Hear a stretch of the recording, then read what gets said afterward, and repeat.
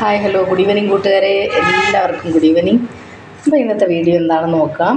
ഇന്നത്തെ വീഡിയോ പറയാൻ വന്നത് എന്താണെന്ന് പറഞ്ഞാൽ പല്ലിൻ്റെ സൗന്ദര്യ സംരക്ഷണത്തിൽ പല്ലിൻ്റെ പ്രാധാന്യം എന്തെന്ന് അറിയിക്കാനാണ്. അതായത് നമ്മുടെ പല്ലിനുണ്ടാകുന്ന നിറവ്യത്യാസം അല്ലെങ്കിൽ മാറ്റം, ഇതൊക്കെ നമ്മളെ സൗന്ദര്യത്തെ ഒരുപാട് ബാധിക്കാറുണ്ട്. അതുപോലെ മോണരോഗം, മോണപ്പഴുപ്പ് ഇങ്ങനെയൊക്കെ വരുമ്പോഴത്തേക്കും എങ്ങനെ നമുക്ക് പല്ലിനെ സംരക്ഷിക്കാം എന്ന് ഉള്ള ഒരു ടിപ്സാണ് പറയാൻ പോകുന്നത്. അതായത് നമ്മുടെ പല്ലിൻ്റെ ആരോഗ്യം എന്ന് പറയുന്നത് വളരെ പ്രധാനമാണ്.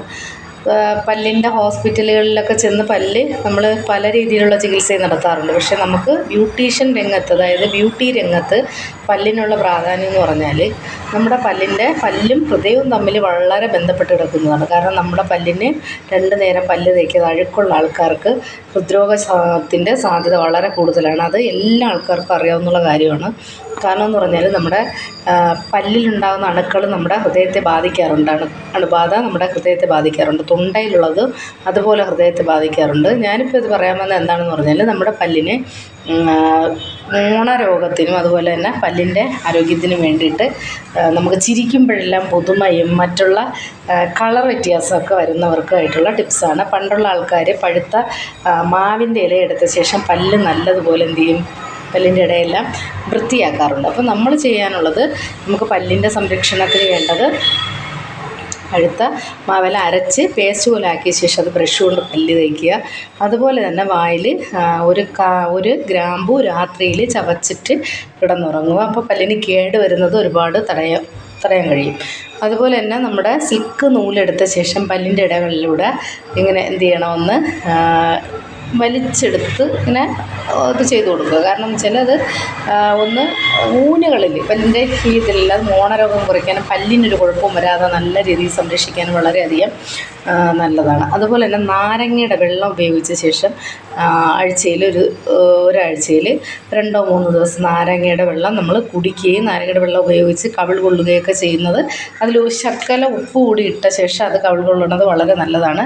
ഞാനിപ്പോൾ ഇത് ബ്യൂട്ടീഷ്യൻ രംഗത്ത് നമുക്ക് പല്ലിൻ്റെ പ്രാധാന്യം, അതായത് നമ്മുടെ പല്ലിനെ സംരക്ഷിക്കാൻ വേണ്ടിയിട്ടുള്ള കുറച്ച് ടിപ്സുകൾ പറഞ്ഞതേ ഉള്ളൂ.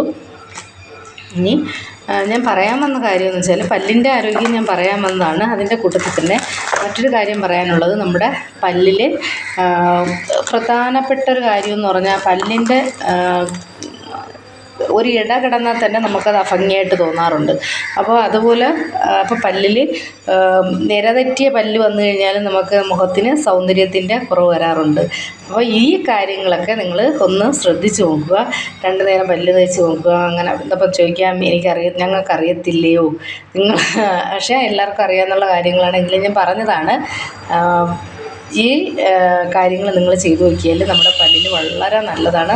നമ്മുടെ സൗന്ദര്യത്തിന് കുറച്ചുകൂടി മാറ്റ് വരുന്നൊരു കാര്യമാണ് പറഞ്ഞിട്ടുള്ളത്.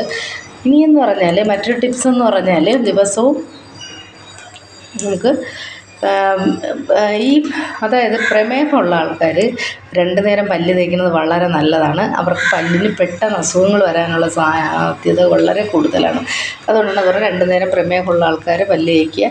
ചില ആൾക്കാർ പല്ലിലെ ഈർക്കിൽ എല്ലാമായിട്ട് കുത്തി അഴുക്ക് കളയാറുണ്ട്. പക്ഷേ അതൊന്നും വേണ്ട. നമ്മൾ 2-3 പ്രാവശ്യം കുലുക്കി ഇങ്ങനെ വായിൽ വെള്ളം കൊണ്ട ശേഷം തുപ്പുകയാണെങ്കിൽ പല്ലിന് നല്ല ബലം, അത് ഉപ്പിട്ട് തന്നെ ചെയ്യാൻ നല്ല ബലം കിട്ടാറുണ്ട്. അപ്പോൾ ഞാൻ ബ്യൂട്ടീഷ്യൻ രംഗത്ത് വന്നിട്ട് ഞാൻ മുഖത്തിൻ്റെത് എല്ലാം പറയാറുണ്ട്. പക്ഷേ പല്ലിൻ്റെ സംരക്ഷണത്തിന് വേണ്ടിയിട്ട് ഞാൻ ഇടയ്ക്ക് പറഞ്ഞിട്ടുണ്ടായിരുന്നു. എങ്കിലും പല്ലിലുള്ള വെണ്മ നിലനിർത്താൻ വേണ്ടിയിട്ട് ഞാനതും പറഞ്ഞിട്ടുണ്ട്. എങ്കിലും ഞാൻ ഇന്ന് പറയാൻ വന്നതെന്ന് വെച്ചാൽ ഈ പല്ലും വൃത്തിയായിട്ട് സൂക്ഷിച്ചാൽ നമുക്ക് ഹൃദയാരോഗ്യത്തെ സംരക്ഷിക്കാം എന്നുള്ളൊരു ടിപ്സാണ് ഞാൻ പറയാൻ വന്നിട്ട് ഇത്രയും പറഞ്ഞത്. അപ്പോൾ നിങ്ങളത് ചെയ്തു നോക്കുക. ഇനി എനിക്ക് പറയാനുള്ളൊരു കാര്യം എന്ന് പറഞ്ഞാൽ, നിങ്ങൾ ഒരു വീഡിയോ കണ്ട ശേഷം പോകാതെ ഞാനിടുന്ന 2-3 ടിപ്സുകൾ നിങ്ങൾ കാണുക. ഞാൻ ഇതിനിടയ്ക്ക് നിങ്ങളുടെ അടുത്ത് പറഞ്ഞിട്ടുണ്ട്, ഞാൻ കുറേ ടിപ്സുകൾ പറയാറുണ്ടെന്ന്. അപ്പോൾ നിങ്ങളതിൽ ഏതെങ്കിലുമൊക്കെ കണ്ട ശേഷം 2-3 ടിപ്സുകൾ കാണുക. ഞാനിപ്പോൾ പറയാമെന്ന് വെച്ചാൽ, നമുക്ക് അടുക്കളയിലെ ഔഷധങ്ങളുടെ കാര്യമാണ് പറയാൻ വന്നത്. നമ്മളെ കറിയുപ്പ് കൊണ്ട് നമുക്ക് എന്തൊക്കെ ഉപയോഗം ഉണ്ടാകുമെന്ന് ഒന്ന് നോക്കാം. നമുക്ക് ഛർദിലും വയറിളക്കമൊക്കെ ഉണ്ടാകുമ്പോൾ തുല്യ അളവിൽ ഉപ്പും പഞ്ചസാരയും ചേർത്ത് തിളപ്പിച്ച്